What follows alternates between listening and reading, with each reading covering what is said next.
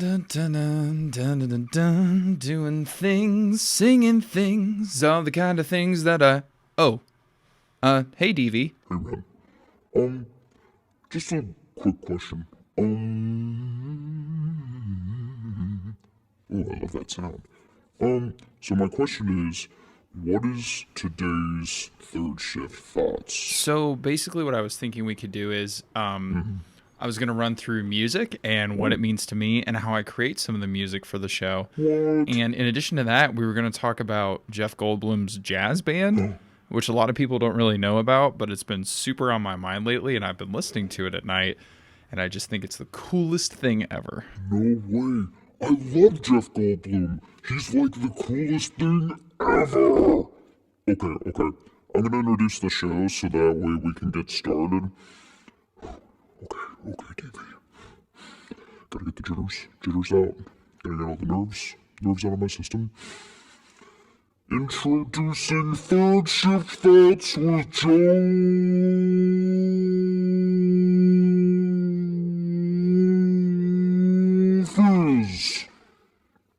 Fizz. Learning about all the crazy things going on in your nervous system.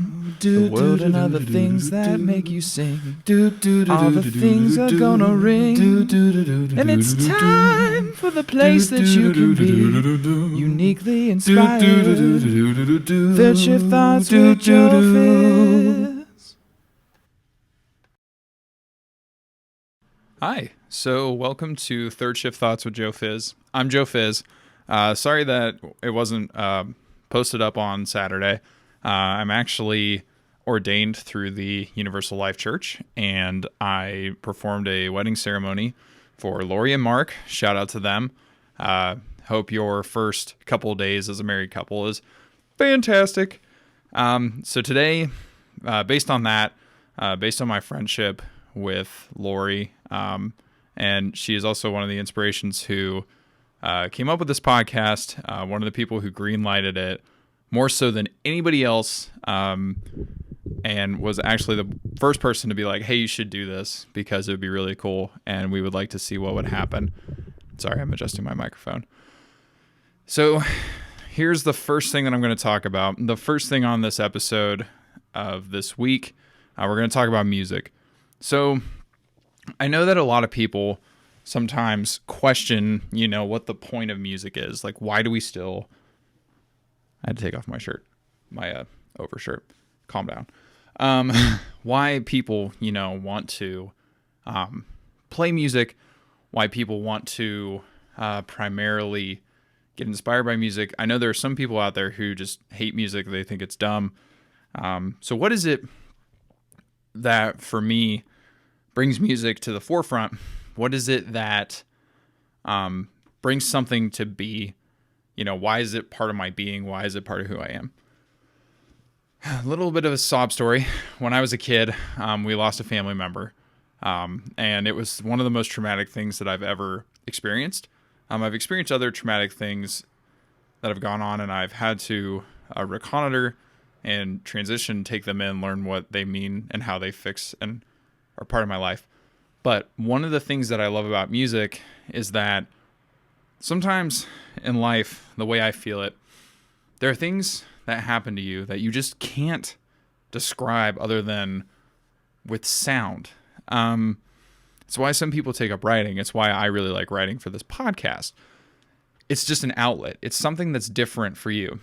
For example, sometimes I want to, not me personally, but sometimes there are people who just say, I want to go out and hit something. I'm not one of those people because I don't really think that's healthy in some ways. For some people it is, for some it isn't. I'm not going to be the one here to say, someone's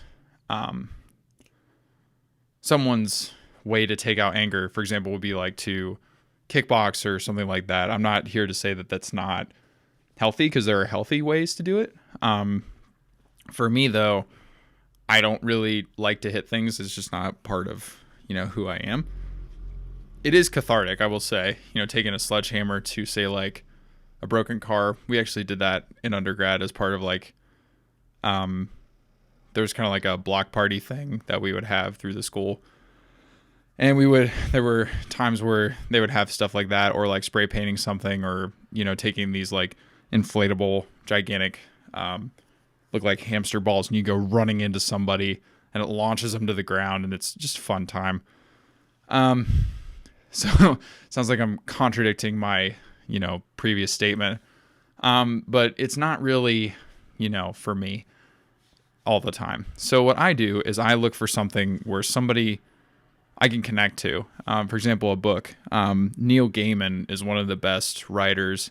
Griffin McElroy is another great writer.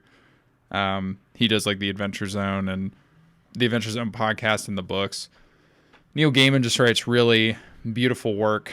One of the books I would recommend from him would be The Ocean at the End of the Lane, because it is just such a beautiful testimony to growing up and other various instances. But primarily what I want to talk about today is why music is so great for me. So for me, music is just that sound and that vibration just connects with me, and it warms my heart. It's something that I have personally loved ever since I was a little kid. So let me go grab my guitar. I know some of you might be just the most abhorred thing you hear today, and I apologize. But let me go grab my guitar and I'll explain.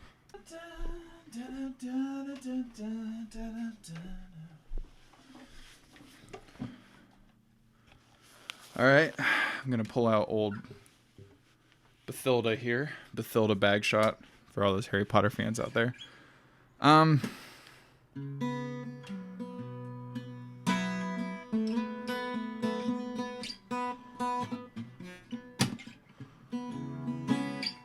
So I'm trying to think of something that I can play simply that will kind of resonate how I feel. So as a kid, I grew up with bluegrass and early country music and the earliest influences of rock and roll. So, and I can get into those topics later on the podcast, but one of the things that I love about bluegrass and country in general is you really only need to know 3 or 4 chords, and you can play basically anything. You may have to change around the keys a little bit. You may have to like sing higher or lower, but you can really do those simple things and create this wonderful product. So for example,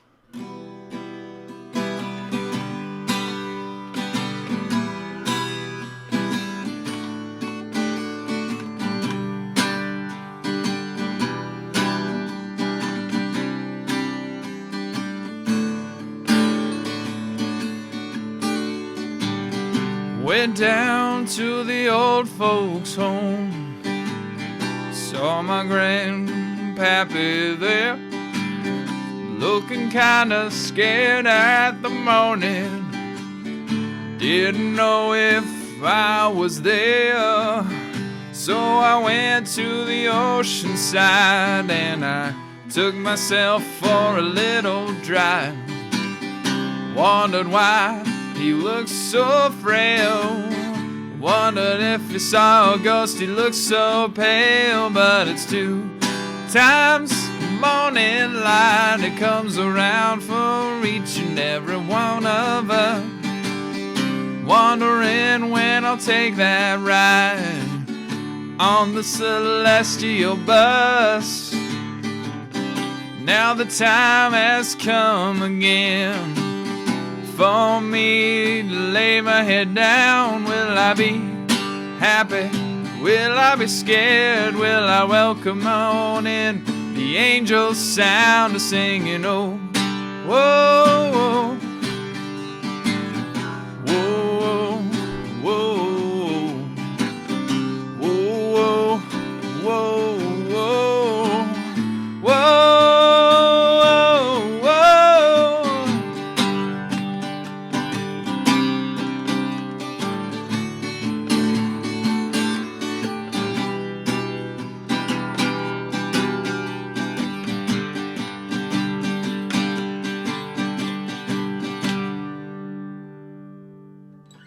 So that's part of, when I make the musical interludes, I'm going to pick a genre that I really know and love, and I will just make something up. I can't really do too many. I can't really do too many covers on here just because I really don't want to run into licensing issues. I can play things in the style of it, but I can't really, do can't really play stuff otherwise. You really don't want to hear me playing Pinball Wizard or I don't know, Seven Nation Army or something like that. Yeah, I stopped. But part of what I do is, that's part of the musical interlude, is that I want to make something off the top of my head in the moment that you guys can connect to. That story is kind of autobiographical. My grandfather recently was in the nursing home and he passed away, and I didn't end up going to the sea, but technically the sea could be, my emotions or, just kind of my own way of relating to what was going on in life. So who knows? It's just the sound, as you can hear, in the. It's very rootsy. I'm trying to think of. I can't really play. Let me see here. I could try and do something a little more like. I know, I only had to play like the first note you guys knew.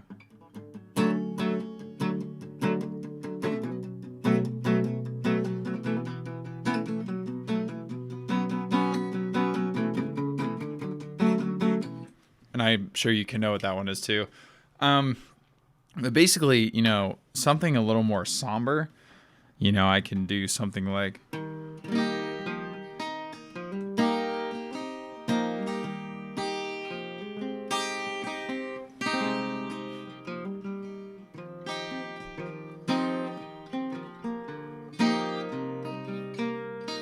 You can even get rid of the pick, and you can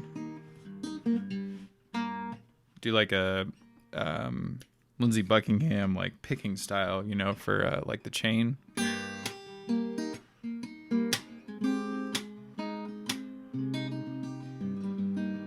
I know that sounds like Landslide, but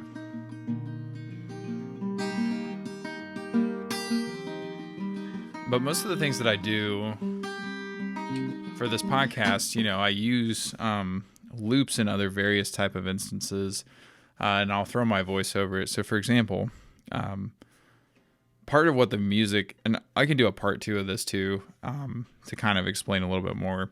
But part of what I do is I do something like this. Something that sounds like this.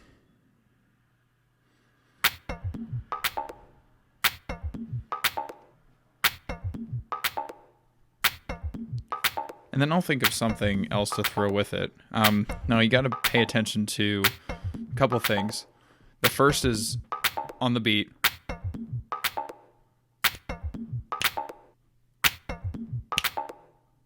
It's that snap. That snap is typically acting like the snare drum. And then there's that little bit of fill, that boop, boop, boop, boop. So what I'll do is I'll find something weird to throw into it, maybe like a shaker or maracas.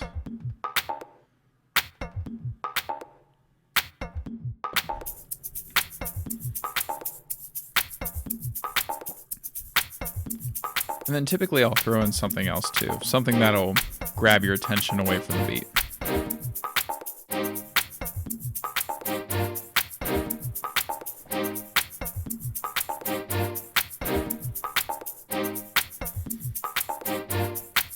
And then I'll think of some absurdist lyric to kind of throw over it and to create the music interlude. So give me a second.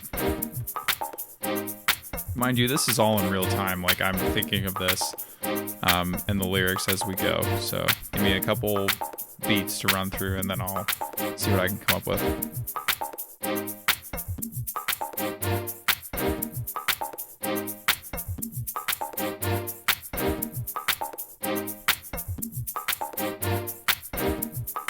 Girl,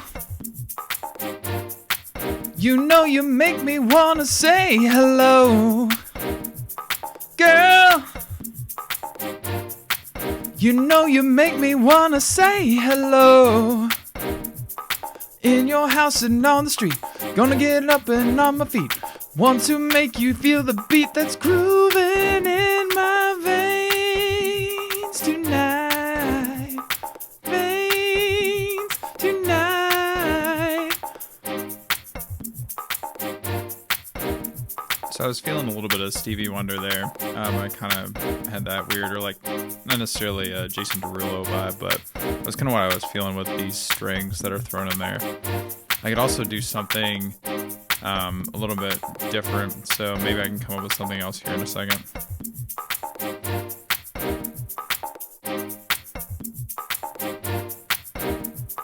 Mamacita, tengo amor para ti. Mamacita, tengo amor para ti. Espero que tenga un buen día. Tengo que esperar tú tenga una buena noche. Espero que.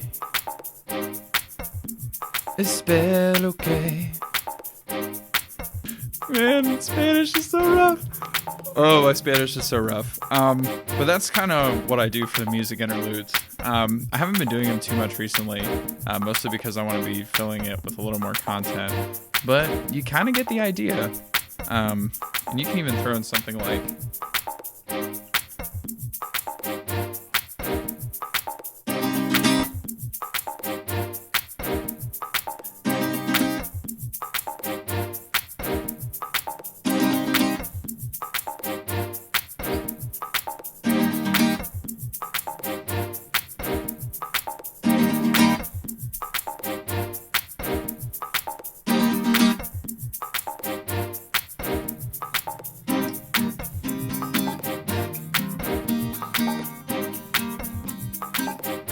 Forget that.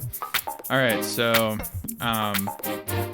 we are going to next transition to the next portion, which is Jeff Goldblum's jazz band. So I'm going to let this run through, and then you'll hear the jazzy sound, and then we'll cut into the next part.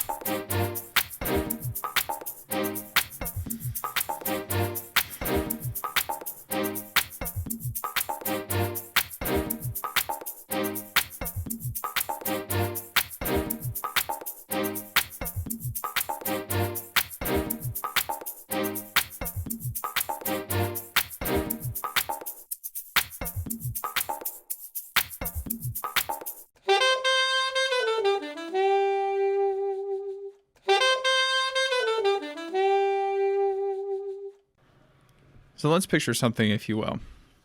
And I know, by the way, I wanted to say one last thing before we get into this next section. I don't actually make, for example, like the percussion beats and stuff. I get them from Apple GarageBand loops. So all the credit goes to them. I never want to take those from them because they do a really great job and they use them really well. So to the next part, Jeff Goldblum's jazz band and album. This has been on my mind a lot lately just because it's so bizarre and so weird, but I love it so freaking much. So here we go. Wow. Okay. So Jeff Goldblum's jazz album. Let's just set this scene, if you will. If you close your eyes and you picture this scene, it's in Hollywood, Sunset Boulevard. The sun is sinking over the sky, and it goes over the hills. Twilight descends. You can hear, as you walk by, the clinking of glasses, the lonely saxophone, the trumpet here, a little jazz break in there, and we center upon our hero, Jeff Goldblum.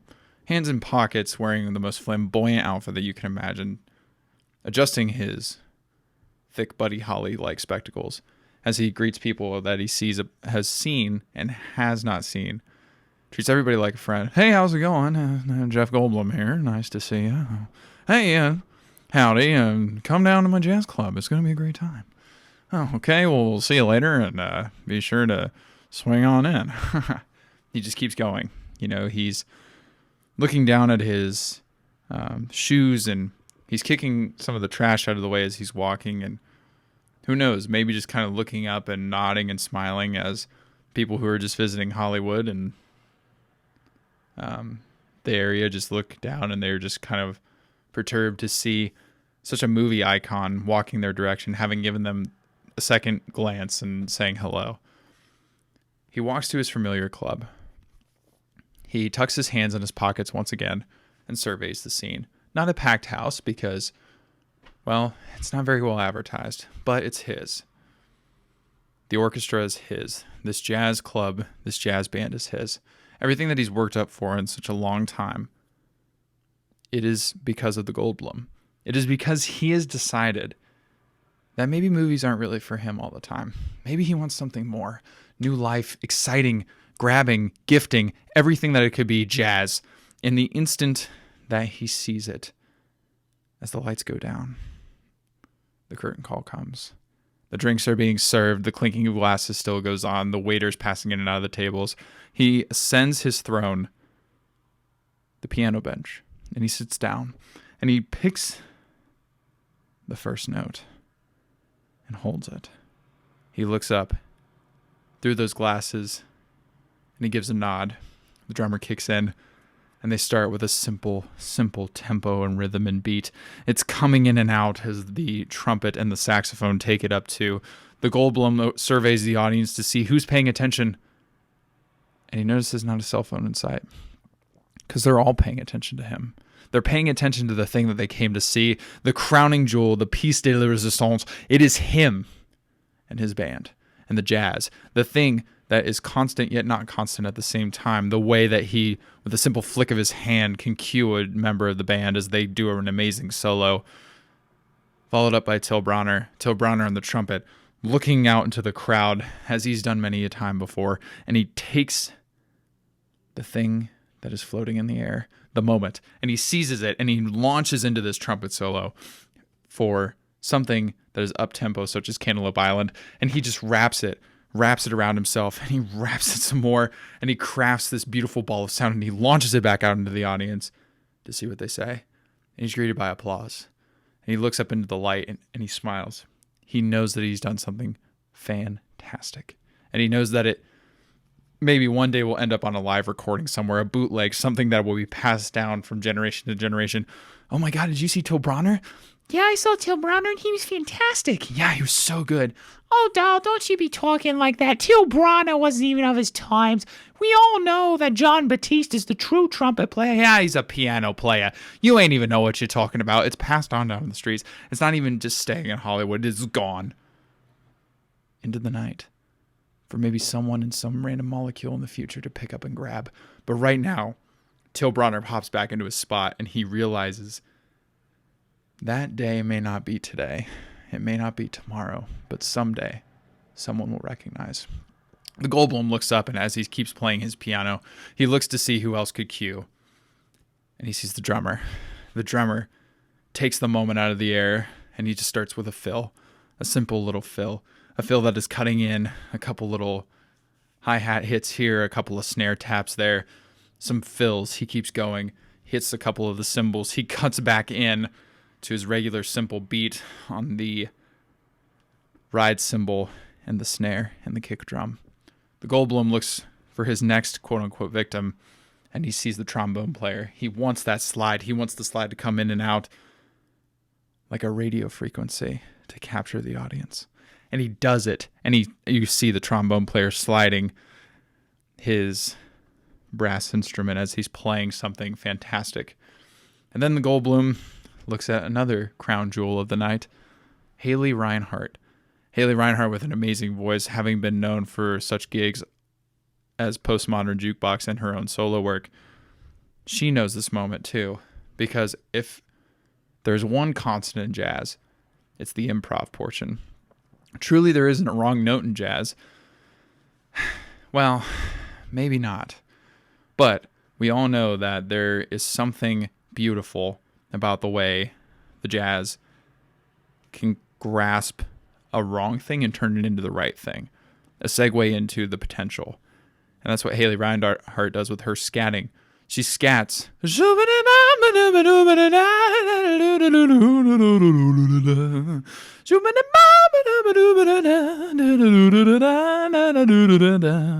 And she scats and she continues as the band is playing the simple, steady beat of Cantaloupe Island. And now, after showcasing his repertoire, after showcasing the members around him, it is the Goldblum's turn to seize the moment. And he takes it. Yes, he does. He wraps it around his fingers as he plays the keys, and he's tapping into all the classics. Duke Ellington, Glenn Miller, Benny Goodman, everyone and anything that he can take, he does. And he uses it in this solo improvisation. And as the song continues and continues, and it gets quieter and quieter, and it pulls away and it pulls away, you hear the steady final note with Haley going, yeah.